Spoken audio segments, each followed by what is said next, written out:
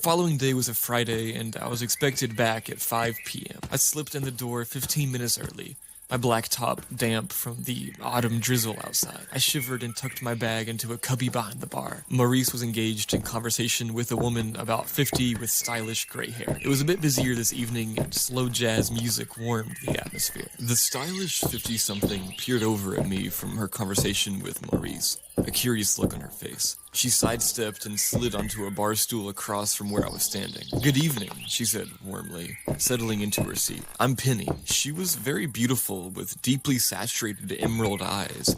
I introduced myself, knowing she probably already inquired about me. "Penny, she's brand new. You can order from me," Maurice said. "Can I not say hello? Besides, I need something you don't have." Maurice smiled sarcastically and began cutting the limes. "Kelly, I just need a charger, hun. Do you have one for this?" She held up an iPhone in pristine condition and almost the same shade of emerald as her eyes. I told her that I was sorry that I didn't have an Apple phone and asked her if she'd asked anyone else. The room seemed to go dead quiet. I felt my smile fading as I watched Miss Penny's do the same. "Kel, you have to go get her a charger," Maurice said, never looking up from the limes. "Oh, okay, I can..." Across the street, there's a gas station. Unbelievable. So I crossed the very busy street in the rain to go grab unprepared Miss Penny a charger for her fancy iPhone. No biggie, I brought it back and she thanked me warmly, sliding me a $50 bill. The thing was $7.99. "Keep it." A few moments later, Maurice introduced me to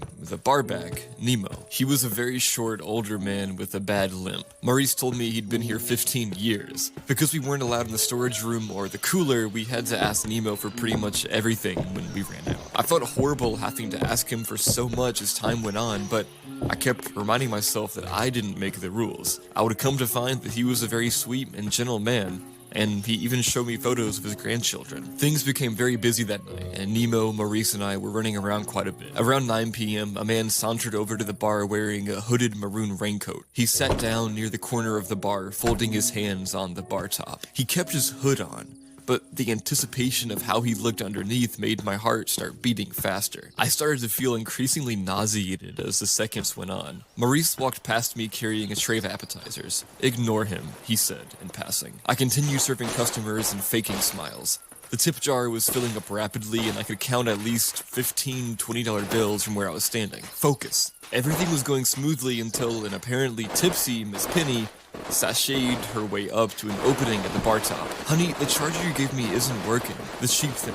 Let me borrow your phone a moment to check in at home." I really didn't want to do that, considering I liked having my phone on me in case my daughter needed to reach me or I wanted to check in on her. She raised her eyebrows in an impatient manner, and I handed over my unlocked phone. "Thanks. Just a minute or two." I watched her bring my phone back to her table where she was sitting with 3 other middle-aged ladies. I didn't believe that none of her friends had a phone she could borrow, but I decided to let it go and continue working. Moments later, I heard a variety of different laughs coming from Miss Penny's table. The sounds ranged from stifled giggles to full-on roaring laughter. Leaning over the bar and peering closer, I could see that the ladies are huddled together, looking at and laughing at my phone. A burning sensation of anger and humiliation rose from the base of my spine to the top of my head. I shook Maurice's shoulder. "Maurice, they're looking through my phone. They're laughing at something on my phone." He shrugged and continued working. I was beyond furious at my helplessness.